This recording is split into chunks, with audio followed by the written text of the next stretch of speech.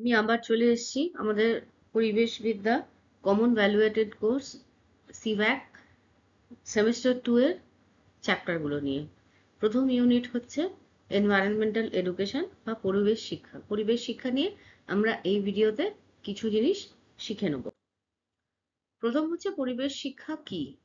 পরিবেশ শিক্ষা কি বলছে, এটা শুধুমাত্র একটা পুঁথিগত বিদ্যা নয় যেটা মুখস্থ করতে হবে যে কতগুলো প্রাণী আছে, কতগুলো গাছ আছে, কতগুলো উদ্ভিদ আছে, কত ধরনের পলিউশন হয় ইত্যাদি। এটা এক ধরনের বোঝা, এটা এক ধরনের আন্ডারস্ট্যান্ডিং, এটা এক ধরনের কনসেপ্ট, যেখানে কি হচ্ছে না মানুষ এবং তার পারিপার্শ্বিক পরিবেশের যে কি সম্পর্ক, নিজেদের মধ্যে কি সম্পর্ক, সেইটা সম্বন্ধে একটা শিক্ষা, সম্যক জ্ঞান, সেটাই হচ্ছে পরিবেশ শিক্ষা। তাহলে more than just facts, holistic view, অর্থাৎ চারিদিকে বিভিন্ন অ্যাঙ্গেল, অর্থাৎ বিভিন্ন ভাবে চারিদিককে আমরা দেখব, যেমন বৈজ্ঞানিক ভাবে দেখব, সামাজিক ভাবে দেখব, অর্থনৈতিক ভাবে দেখব, সাংস্কৃতিক ভাবে দেখব, এরকম বিভিন্ন ভাবে বিভিন্ন দিক থেকে আমরা চারিদিকের পরিবেশকে দেখব। শুধুমাত্র পরিবেশ বিজ্ঞান নয়, অর্থাৎ শুধুমাত্র পলিউশন, তার পিছনে কি কেমিস্ট্রি, অথবা অথবা কোনো গাছ লাগানো হলো বা কোনো গাছ পড়ে গেল তার পিছনে কি আছে, কি বটানি, কি বায়োকেমিস্ট্রি, কি বায়োলজি আছে, শুধু সেটা না, তার সামাজিক কি ব্যবহার, সামাজিক তার সমাজের তার তার কি প্রভাব, বা সমাজের প্রভাব তার উপর কি রকম সেটা। এছাড়াও কি অর্থনীতি, বিভিন্ন কালচার, এগুলোর ব্যাপারে আলোচনা করা বা এগুলোর ব্যাপারে দৃষ্টিভঙ্গি হচ্ছে পরিবেশ শিক্ষা। আর কি অ্যাকশন ওরিয়েন্টেড, অর্থাৎ এই সমস্ত শিক্ষাগুলো, এই সমস্ত জ্ঞান, সম্যক জ্ঞান, যে জ্ঞানগুলো এই এনভায়রনমেন্টাল এডুকেশনের ফলে আমাদের মধ্যে তৈরি হয়, এবং তার ফলে কি করতে পারি আমরা বা সাধারণ মানুষ কি করতে পারে না, রেসপন্সিবলি, দায়িত্বশীলভাবে কাজ করতে পারি, যাতে পরিবেশের একটা পজিটিভ চেঞ্জ হয়। অর্থাৎ শুধুমাত্র জেনে নয়, জেনে সেটাকে কাজে লাগানো, এটা হচ্ছে পরিবেশ শিক্ষার অন্যতম উদ্দেশ্য। তাহলে পরিবেশ শিক্ষার ডেফিনেশন কি, সংজ্ঞা কি হতে পারে? খুব সিম্পল ডেফিনেশন হচ্ছে, environmental education is a process that helps individuals and communities learn about environment, develop values for it, acquire the skill and motivation to participate in solving current environmental problems and preventing new ones. অর্থাৎ সব থেকে সরলতম definition কি বলা হচ্ছে, যে পরিবেশ শিক্ষা হচ্ছে এমন একটা পদ্ধতি যেখানে যে কোনো ব্যক্তিকে এবং যে কোনো সমষ্টিকে পরিবেশ সম্বন্ধে জানার ফলে পরিবেশ সম্পর্কে জানলে পরে সেই আত্মীকরণ হওয়া, সেই জ্ঞান সম্বন্ধে, সম্যক জ্ঞান সম্বন্ধে তারা তাদের মধ্যে আত্মীকরণ হয় সেটা, এবং তার ফলে তারা কি করতে পারে না, ভ্যালু তৈরি করতে পারে, অর্থাৎ তাদের মধ্যে একটা সম্পূর্ণ চিন্তা থাকে, পরিবেশমুখী চিন্তা তৈরি হয়, এবং সেই চিন্তা থেকে সে তার চারধারে যা ঘটে যাচ্ছে, কোনটা সঠিক হচ্ছে কোনটা হচ্ছে না পরিবেশের জন্য, সেইগুলো সম্বন্ধে একটা জ্ঞান ধারণা তৈরি হয়, এবং সেই ধারণা থেকে সে কোথাও একটা উৎসাহিত হয় যে এই যে ঘটনাগুলো আমাদের চারপাশে ঘটছে, সেগুলোকে কিভাবে পরিবর্তন করা যেতে পারে। কারণ পরিবেশ হচ্ছে আমাদের একটা বিশেষ অংশ, পরিবেশ ছাড়া আমরা বাঁচতে পারবো না। অর্থাৎ এই জ্ঞান যদি আমাদের মধ্যে একবার চলে আসে, তখন কি হবে, আমাদের চারপাশে পরিবেশের জন্য ক্ষতিকারক যা ঘটছে সেইটাকে বন্ধ করা, পরিবর্তন করা, বা আমার দিক থেকে মানে যে কোনো ইন্ডিভিজুয়াল, যে কোনো ব্যক্তির দিক থেকে কতটা কি করলে সেটা কিছুটা সামান্য পরিমাণ বন্ধ হতে পারে, সেইটা সম্বন্ধে যে সম্যক ধারণা, যে জ্ঞান, অর্থাৎ এই জ্ঞানটা তিনটে প্রকারের, একটা হচ্ছে শেখা, একটা হচ্ছে শেখার পর সেটাকে আত্মীকরণ করা, এবং লাস্ট হচ্ছে সেই আত্মীকরণ করার ফলে নিজে সেখান থেকে উদ্বুদ্ধ হয়ে পরিবেশের জন্য ভালো করা। ঠিক আছে, এটাই হচ্ছে পরিবেশ শিক্ষার ডেফিনেশন বা সংজ্ঞা। তো এখানে এই এলিমেন্ট গুলো, ডেফিনেশনের বিভিন্ন পার্ট গুলোকে ভাগ করে দেওয়া হয়েছে। ঠিক আছে, তো যেটা আমি বললাম বুঝে সেটাই এখানে বলা হয়েছে। এবার চলে আসছি কেন পরিবেশ শিক্ষা গুরুত্বপূর্ণ। কেন এটা গুরুত্বপূর্ণ? প্রথম হচ্ছে এটা অ্যাওয়ারনেস, অর্থাৎ জ্ঞান, সবার মধ্যে একটা জ্ঞান তৈরি করে। Like plastic pollution, climate change, deforestation, ঠিক আছে, যেগুলো না হলে আদারওয়াইজ মানুষ কিন্তু সেগুলোকে ইগনোর করতো, অর্থাৎ অবজ্ঞা করে চলতো। অর্থাৎ প্লাস্টিক থেকে যে দূষণ হতে পারে, ক্লাইমেট চেঞ্জ যে সত্যি ঘটে, গাছ কাটা যে ক্ষতিকর, এরকম বিভিন্ন জিনিস আমাদের চারপাশে প্রতিনিয়ত বিভিন্ন ঘটনা ঘটছে, যেগুলো সম্বন্ধে আমরা খুব একটা ওয়াকিবহাল হব না যদি না আমাদের কাছে আমরা পরিবেশ শিক্ষা পাই। দ্বিতীয়ত কি, এটা কি করে, একটা বৈজ্ঞানিক ধারণা তৈরি করে কেন প্রবলেম হচ্ছে। কেন প্রবলেম হচ্ছে অর্থাৎ কারুর যদি কোনো শ্বাসজনিত কষ্ট হচ্ছে, কারুর যদি কোনো অ্যালার্জিক সমস্যা হচ্ছে, কোনো খাবার খেয়ে সমস্যা হচ্ছে, কিংবা বিভিন্ন রকম পরিবেশ সংক্রান্ত বিভিন্ন সমস্যা কারুর মধ্যে হলে, সেই সমস্যাটা কেন হচ্ছে সেই নলেজটা, ধারণাটা সেই সাধারণ মানুষের মধ্যে আনা দরকার। অর্থাৎ আমরা ভারতবর্ষের ইতিহাসে বহু বহু পরিবেশ সংক্রান্ত দুর্ঘটনা দেখেছি, যেখানে শ্বাসরুদ্ধ হয়ে যাওয়া, শ্বাসকষ্ট হওয়া ইত্যাদি মানুষের মধ্যে ঘটেছে। তো এই ধারণাটা যদি মানুষের মধ্যে থাকে যে কেন এটা ঘটছে, তাহলে হয়তো কোথাও একটা গিয়ে মানুষ সেটা থেকে নিজেদেরকে বাঁচাতে পারে আর পরিবেশকেও বাঁচাতে পারে। তৃতীয় হচ্ছে পজিটিভ অ্যাটিটিউড বা ভ্যালু তৈরি করে, অর্থাৎ পরিবেশ সম্বন্ধে একটা ধনাত্মক ভ্যালু আর কি, অর্থাৎ একটা পজিটিভ মুভমেন্ট, সবসময় একটা responsibility, care, respect for nature. অর্থাৎ এখন দেখা যায় এই পরিবেশ শিক্ষা সব জায়গায় বহুলভাবে প্রচারিত হওয়ার পরে বাচ্চারা গাছ লাগাতে রেসপন্সিবল। বাচ্চারা প্লাস্টিক ব্যবহার করতে চায় না, কারণ ছোটদের স্কুলে এখন দেখি ছোট থেকেই এই এনভায়রনমেন্টাল এডুকেশন দেওয়া হচ্ছে। তার ফলে কি হচ্ছে, এদের মধ্যে রেসপন্সিবল বিহেভিয়ার দেখা গেছে।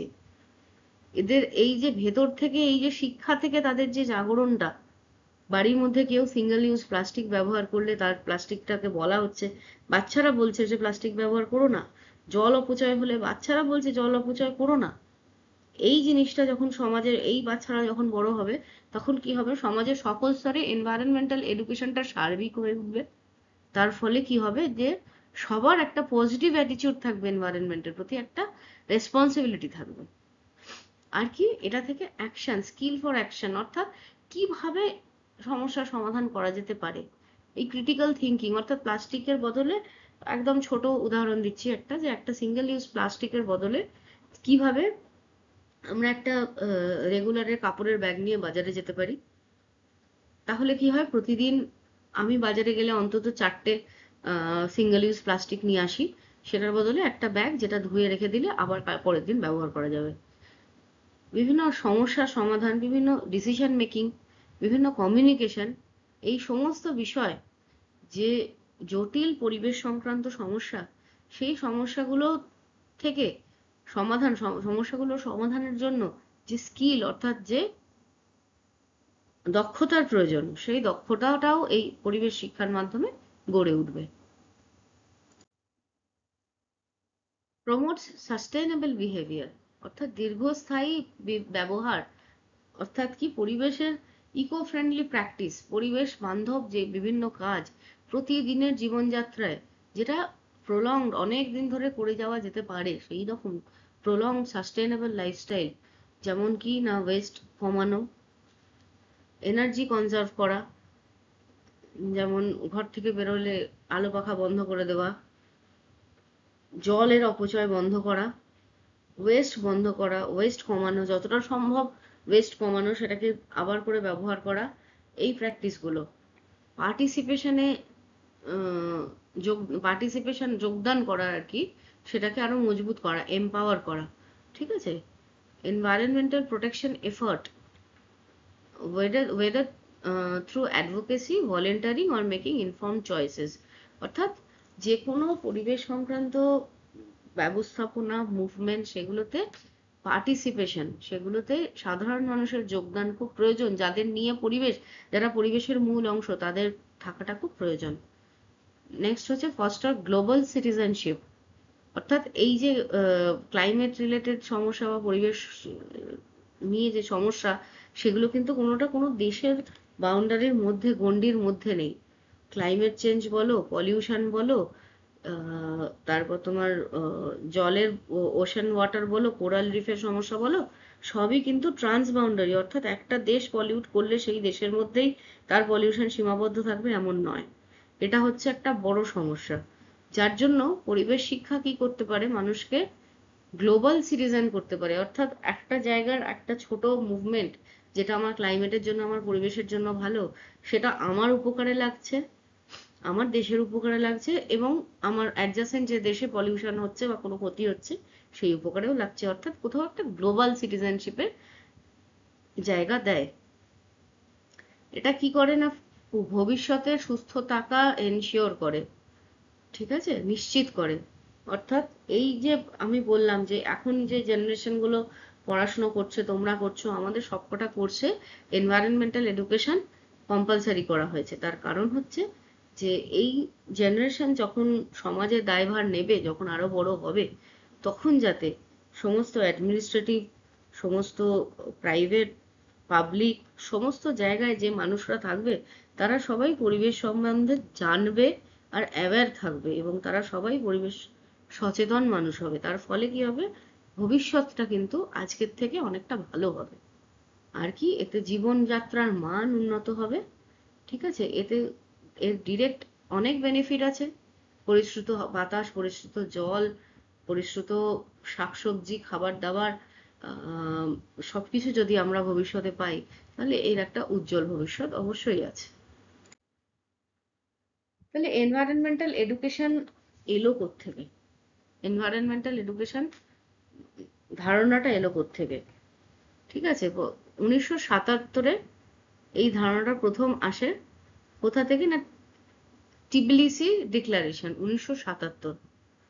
ঠিক আছে, এখানে কি বলা হচ্ছিল যে এই নেচার আর তার কনজারভেশন, অর্থাৎ প্রকৃতি আর তার সংরক্ষণ ব্যাপারে লোককে জানাতে হবে, পড়াতে হবে। প্রথম এটা, এই কথা এসেছিল 1962, প্রথম বই ডিডিটি, ডিডিটি যে কীটনাশক, তার বিরুদ্ধে লেখা হয়েছিল। সেটা হচ্ছে কার্সন লিখেছিলেন, দ্য সাইলেন্ট স্প্রিং। বইটা আছে, পিডিএফ অ্যাভেলেবেল সব জায়গায়, তোমরা খুঁজলেই পেতে পারো। সেই বইটাতে প্রথম আমরা কীটনাশকের ব্যবহারের ফলে জমিতে যে দূষণ হচ্ছে, তার ফলে বিভিন্ন পোকামাকড়, পাখি, তাদের জন্য সেটা বাসযোগ্য জায়গা হচ্ছে না, অর্থাৎ স্প্রিংটা বিবর্ণ একটা স্প্রিং। তো সেই ধরনের কিছু কথা কার্সন লিখেছিলেন, এবং এই বই প্রথম সেই সময় পৃথিবীকে নাড়া দিয়েছিল যে পরিবেশ দূষণ সত্যি ঘটছে। তারপর কি হয় না, তার 10 বছর পর 1972 প্রথম যুক্তরাষ্ট্র, ইউনাইটেড নেশনসের প্রথম মানুষ মানব পরিবেশ সম্মেলন ঘটে স্টকহোমে, যেটাকে আমরা স্টকহোম কনফারেন্স বলি। সেটা 1972-তে হয়। এবং তারপর বেলগ্রেড চার্টার, স্টকহোম কনফারেন্সের ঠিক পরেই, যেটা হচ্ছে বেলগ্রেড চার্টার, খুব গুরুত্বপূর্ণ। টিবিলিসি ডিক্লারেশন যেমন গুরুত্বপূর্ণ, বেলগ্রেড চার্টারও গুরুত্বপূর্ণ। 1975 সালে স্টকহোম কনফারেন্সের পরেই এটা হয়। এখানে কি বলা হয়েছিল, কিছু গোল, অবজেক্টিভ এবং guiding principle for environmental education programme, অর্থাৎ পরিবেশ শিক্ষার জন্য কিছু গোল, উদ্দেশ্য, কিছু গাইডিং প্রিন্সিপাল এখানে দেওয়া হয়েছিল। আচ্ছা, এবার হচ্ছে টিবিলিসি ডিক্লারেশনের গুরুত্ব কি। এটা একটা খুব গুরুত্বপূর্ণ ইম্পর্টেন্ট জায়গা, যে এই inter governmental conference on environmental education, এটা জর্জিয়া, ইউএসএসআর এ হয়েছিল। ঠিক আছে, এটা ইউনেস্কো আর ইউনেপ সম্মিলিতভাবে করেছিল, এবং এইটাই হচ্ছে টার্নিং পয়েন্ট, পরিবেশ শিক্ষার টার্নিং পয়েন্ট। ঠিক আছে, পরিবেশ শিক্ষার, কারণ এখানেই প্রথম document of modern environmental education, এখানেই প্রথম তৈরি হয়েছিল মডার্ন এনভায়রনমেন্টাল এডুকেশনের জন্য প্রথম ডকুমেন্ট। এখানেই প্রথম গ্লোবাল ফ্রেমওয়ার্ক করা হয়েছিল, অর্থাৎ বিশ্বব্যাপী একটা ফ্রেমওয়ার্ক, একটা পরিকাঠামো করা হয়েছিল, যাতে পরিবেশ শিক্ষাটা বিশ্বব্যাপী, সার্বিক এবং গুরুত্বপূর্ণ হয়। তার উদ্দেশ্য, তার ক্যারেক্টারিস্টিক্স অর্থাৎ তার বিশেষত্ব, তার গাইডিং প্রিন্সিপাল, সেগুলো ওখানেই আউটলাইন করা হয়েছিল, অর্থাৎ ওখানেই মোটামুটি ফ্রেমওয়ার্ক করা হয়েছিল। তাহলে এবার কি হলো না, টিবলিসি ডিক্লারেশনের আউটকাম কি ছিল? প্রথম হচ্ছে life long learning. Environmental education কিন্তু শুধুমাত্র প্রি স্কুল বা অ্যাডাল্ট এডুকেশনে থাকবে না, এটা কিন্তু যে কোনো একটা ফেজে থাকবে না। অর্থাৎ আমরা এখন যদি আমাদের শিক্ষা ব্যবস্থা দেখি, তাহলে শুধুমাত্র আন্ডার গ্রাজুয়েশন, শুধুমাত্র পোস্ট গ্রাজুয়েশন এইভাবে থাকবে না, ঠিক আছে? এটা সম্পূর্ণ প্রি স্কুল থেকে যতদিন পড়াশোনা করবে ততদিন থাকবে। ইন্টারডিসিপ্লিনারি কোর্স হবে এর মধ্যে, অর্থাৎ এর মধ্যে বিভিন্ন সাবজেক্ট থাকবে। যেমন আমি বললাম, শুধুমাত্র বিজ্ঞান নয়, এতে পরিবেশ থাকবে, এতে সমাজ থাকবে, এতে অর্থনীতি থাকবে, এতে ইতিহাস থাকবে, এতে ভূগোল থাকবে, এতে সব থাকবে। এটা প্রবলেম ওরিয়েন্টেড হবে, অর্থাৎ রিয়েল ওয়ার্ল্ড প্রবলেম, সত্যি করে আমাদের চারপাশে যা সমস্যা ঘটছে সেগুলো লার্নারদের শেখাতে হবে, যারা শিখছে তাদেরকে শেখাতে হবে, দেখাতে হবে। লোকাল টু গ্লোবাল, অর্থাৎ act, think globally, act locally, অর্থাৎ বিশ্বব্যাপী। এই যে বললাম, সমস্যাগুলো কোনোটাই একটা দেশের বাউন্ডারির মধ্যে সীমাবদ্ধ থাকে না। অর্থাৎ আমি বিশ্বের জন্য ভালো করছি ভেবে আমাকে লোকালাইজড ভালো কাজ করতে হবে। অর্থাৎ লোকাল ভালো কাজ যদি আমি করি, লোকালি আমি কোনো জায়গার কার্বন নির্গমন যদি কিছুটা কমাতে পারি, সেটা বিশ্বের ক্লাইমেট চেঞ্জের প্রতিফলিত হবে। কেমন? পরবর্তী হচ্ছে কমিউনিটি ইনভলভমেন্ট, অর্থাৎ সাধারণ যে কমিউনিটি পার্টিসিপেশন, অর্থাৎ বিভিন্ন সমাজ, বিভিন্ন দল, বিভিন্ন ট্রাইব, বিভিন্ন গোষ্ঠী, তাদেরকে এর মধ্যে ইনভলভ করতে হবে এনভায়রনমেন্টাল প্রবলেম বা এনভায়রনমেন্টাল ম্যানেজমেন্টের জন্য, ঠিক আছে? আর কি কিছু লার্নারদের মধ্যে ক্রিটিক্যাল থিঙ্কিং দিতে হবে, মানে অর্থাৎ ওদেরকে মানে প্রভোগ করতে হবে যে এই সমস্যা হলে তুমি কি সমাধান করবে। এইভাবে তাদের মন থেকেও যে সমস্যাগুলোর সমাধান বেরিয়ে আসবে সেগুলোকেও আমাদের কনসিডার করতে হবে। আর কি ভ্যালিউস ক্লারিফিকেশন, অর্থাৎ এনভায়রনমেন্টের প্রতি আমাদের কি ভ্যালু আছে, আমরা কি ভ্যালু দিতে পারি এনভায়রনমেন্টে, পরিবেশকে। আর কি ফ্লেক্সিবল, অর্থাৎ বিভিন্ন কনটেক্সটে বিভিন্নভাবে একে অ্যাডাপ্টেবল করতে হবে, ঠিক আছে? এর ফ্লেক্সিবিলিটি থাকবে, ঠিক আছে, যাতে ছাত্রছাত্রীরা নিজেদের পড়াশোনা করে পরিবেশ শিক্ষা সম্বন্ধে ধারণা করতে পারে। এবং শুধুমাত্র ছাত্রছাত্রীরা সেই ধারণা করলে হবে না, তারা সেই ধারণা নিয়ে আরো 5 জনকে সেটা শিখাবে, সেটাই কাম্য। আচ্ছা, তাহলে এনভায়রনমেন্টাল এডুকেশনের দর্শন কি, ফিলসফি কি? ফিলসফি কি না, কোর ফিলসফিক্যাল উদ্দেশ্য বা এইমস কি, না মূল বা কেন্দ্রীয় ফিলসফিক্যাল দর্শন কি, না হলিজম বা ইন্টারকানেক্টেডনেস, অর্থাৎ চারিদিকে যা আছে, আমাদের চারিদিকে মানুষ, মানুষ ছাড়া অন্যান্য জীবিত অজীবজ যা আছে, সবাই একটা সিস্টেমের মধ্যে রয়েছে, সবাই সবার সাথে কানেক্টেড, হয় সরাসরিভাবে নয়তো ইনডিরেক্টলি, ঠিক আছে? এটাই হচ্ছে হলিজম বা ইন্টারকানেক্টেডনেস, অর্থাৎ মানুষ এই নেচারেরই একটা অংশ, ঠিক আছে? তারপর হচ্ছে সাস্টেনেবিলিটি। সাস্টেনেবিলিটি মানে হচ্ছে যে আমরা এমনভাবে আমাদের চারদিকের এই নেচারটাকে ব্যবহার করব, তার উপাদানগুলোকে ব্যবহার করব, যাতে ভবিষ্যৎ প্রজন্ম একইভাবে একই মানে এফোর্ট দিয়ে একই খরচা করে সেই উপাদানগুলো ব্যবহার করে। অর্থাৎ আমি আজকের দিনে যত দামে, যত টাকা লিটার পেট্রোলিয়াম কিনছি, পরবর্তী জেনারেশন যদি তাই কেনে, তার মানেই এটা সাস্টেনেবিলিটি, ঠিক আছে? আমরা যেভাবে পরিশোধিত জল যত সহজে পাচ্ছি, পরবর্তী জেনারেশনও তাই পাবে। এথিক্যাল রেসপন্সিবিলিটি, আমাদের কিছু এথিক্যাল রেসপন্সিবিলিটি আছে, কিছু মোরাল ডিউটি আছে আমাদের চারপাশের পরিবেশের জন্য, কারণ আমরা বেঁচে আছি সেই পরিবেশের জন্য। আমরা খাদ্য, জল, বাসস্থান, অক্সিজেন যা কিছু নিয়ে জীবিত আছি, সবকিছু পরিবেশ থেকে নিচ্ছি, তো আমাদের কি দায়িত্ব পরিবেশের প্রতি, সেটা। আর কি অ্যাক্টিভ সিটিজেনশিপ, অর্থাৎ আমি পরিবেশের প্রতি যে দায়ভার, যে দায়িত্বটা গ্রহণ করছি, অর্থাৎ একটা কল চলে যাচ্ছে, এক জায়গায় কলে জল পড়ে যাচ্ছে, সেটা বন্ধ করছি, কোথাও আলো জ্বলে যাচ্ছে, সেটা গিয়ে বন্ধ করছি। এখানে কি হচ্ছে, আমি আমার নিজের নাগরিকত্ব, একটা নাগরিকত্ব বজায় রাখছি, যেটা কিনা কি হচ্ছে, পরিবেশকে সুরক্ষার ক্ষেত্রে এবং সাস্টেনেবল ডেভেলপমেন্টের ক্ষেত্রে, দীর্ঘমেয়াদী ডেভেলপমেন্টের ক্ষেত্রে কাজে লাগছে। আর কি ক্রিটিক্যাল থিঙ্কিং, যেটা আমি বললাম যে এই এনভায়রনমেন্টাল এডুকেশন কি করে, যে শিখছে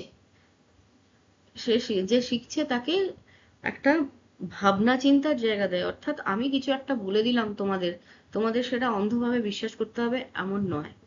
তোমরা, পরিবেশ এমন একটা উন্মুক্ত জায়গা যেটাকে সবাই দেখতে পারে, শিখতে পারে, জানতে পারে।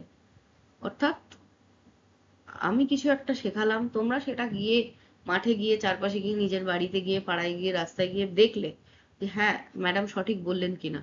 তারপর তোমরা বললে যে না এটা হয়তো এতটাও ঠিক না, এইভাবে বললেও হয়, এইভাবে ভাবলেও হয়, এটা ঠিক এটা ভুল। এই যে ক্রিটিক্যাল থিঙ্কিং, এই থিঙ্কিংটা কিন্তু এনভায়রনমেন্টাল এডুকেশন মানুষের মধ্যে তৈরি করে।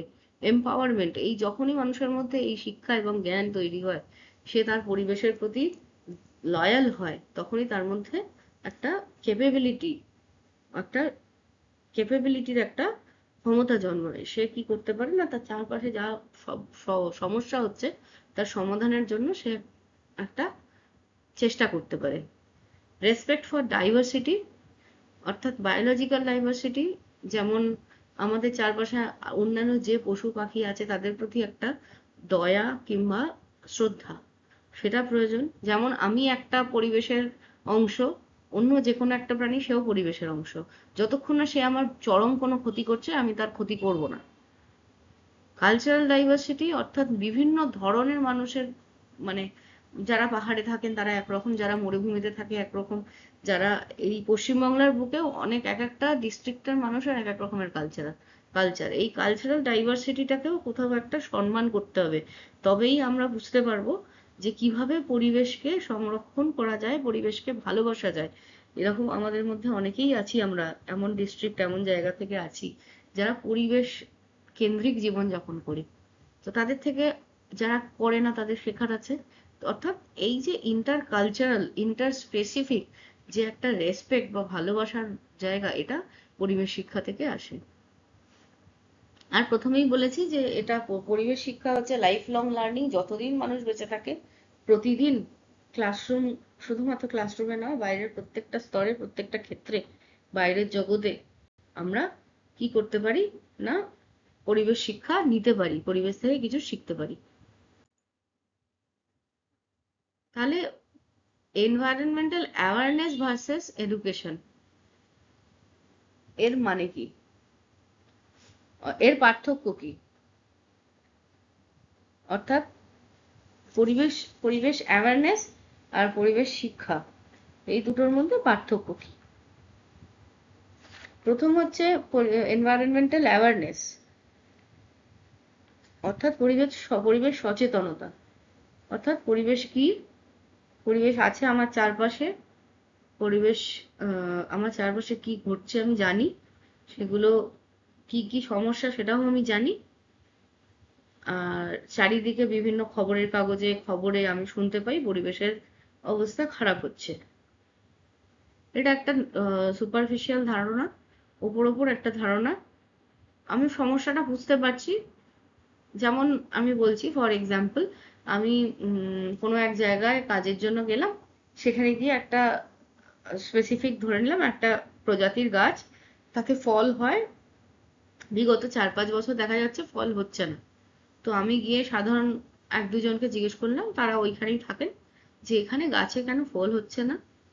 তো একটা মানে অ্যাওয়ারনেস থেকে তারা বললো, দূর, এত পলিউশন, তাই আর ফল হয় না। কথাটা কিন্তু ঠিক, কিন্তু এটা হচ্ছে অ্যাওয়ারনেস। ওরা জানে এত পলিউশন, তাতে আর ফল হয় না, কিন্তু পলিউশনটা সয়েল, মাটির পলিউশন, না বাতাসে পলিউশন, না কোনো রোগ হয়েছে, সেটা সম্বন্ধে আর বিস্তারিত তারা কিছু বলতে পারলেন না। ঠিক আছে, এটা হচ্ছে অ্যাওয়ারনেস। ঠিক আছে, তাহলে এডুকেশন কি, শিক্ষা কি? শিক্ষা হচ্ছে আরেকটু ডিপার। ঠিক ওই জায়গাতেই এক ছাত্র, তাকে যখন জিজ্ঞেস করলাম, সে বলল যে আহ, একই ব্যাপার, যে ফল, হ্যাঁ 5 বছর ফল হচ্ছে না, তার কারণ একটা স্পেসিফিক পোকা এসেছে। সেই পোকাটা, আমি এটা পুরোটাই একটা উদাহরণ বলছি, এটা খুব বেশি বাস্তবের সাথে রিলেট করো না তোমরা, আমি শুধু উদাহরণটা বোঝার সুবিধার জন্য বলছি। যে সেই স্থলেই আমি যখন একটা যে পরিবেশ শিক্ষা নিচ্ছে সেরকম একজনকে জিজ্ঞেস করছি, সে বলছে যে হ্যাঁ এটাও পলিউশনের জন্যই হচ্ছে। পলিউশনের জন্য কি হচ্ছে না, এখানে এক ধরনের পোকা নতুন ইন্ট্রোডিউস হয়েছে, ঠিক আছে? সেই পোকাটা কি করছে না, সেই পোকাটা এখানকার মাটির অন্যান্য যে আর্থ্রোপোড গুলো আছে সেগুলোকে সরিয়ে দিয়েছে, ওগুলো আর নেই। আর এই পোকাটা কি করছে না, এই পোকাটা অত্যাধিক হয়ে যাওয়ার ফলে গাছগুলো কোথাও দেখুন, কোথাও কোথাও গাছগুলো আস্তে আস্তে মরে যাচ্ছে, অনেকগুলো গাছ নষ্ট হয়ে গেছে। পলিউশন মানে এয়ার পলিউশন নয়, পলিউশন মানে এগুলোকে বলে ইনভেসিভ স্পিসিস। এমন কোন একটা স্পিসিস এসছে যে কিনা এইভাবে ক্ষতি করছে। তো এটা হচ্ছে পরিবেশ শিক্ষা। পার্থক্যটা বোঝা গেল? খুব সুপারফিশিয়াল একটা এক্সাম্পল আমি দিলাম, কিন্তু বোঝানোর জন্য দিলাম। আমি আশা করছি বোঝা গেল যে একটা হচ্ছে সায়েন্স বা লজিক বা হিস্ট্রি বা social social science behind the change, that is environmental education. So এই বিষয়ে তোমাদের যদি আর কোনো প্রশ্ন থাকে সেগুলো করবে। আমি কিছু গুরুত্বপূর্ণ প্রশ্ন করছি, বলছি তোমাদের, তোমরা নোট করতে পারো। আচ্ছা, মাল্টিপল চয়েস কোয়েশ্চেনের জন্য আমি সাজেস্ট করব যে সবাই নিশ্চয়ই কোনো না কোনো বই ফলো করো, সেই বই থেকে সব প্র্যাকটিস করবে। আর কিছু প্রশ্ন 2 নম্বর ও 5 নম্বরের আমি বলছি, যেমন পরিবেশ শিক্ষা কি, বেলগ্রেড চার্টার কি, টিবলিসি ঘোষণা সম্বন্ধে যা যা বললাম সবই পড়বে। পরিবেশ শিক্ষার উপাদান কি কি, পরিবেশ শিক্ষার লক্ষ্য কি, পরিবেশ শিক্ষার প্রয়োজনীয়তা কি, পরিবেশ শিক্ষার গুরুত্ব কি, পরিবেশ শিক্ষার উদ্দেশ্য কি, পরিবেশ সচেতনতা কি, পরিবেশ শিক্ষা সচেতনতার পার্থক্য কি।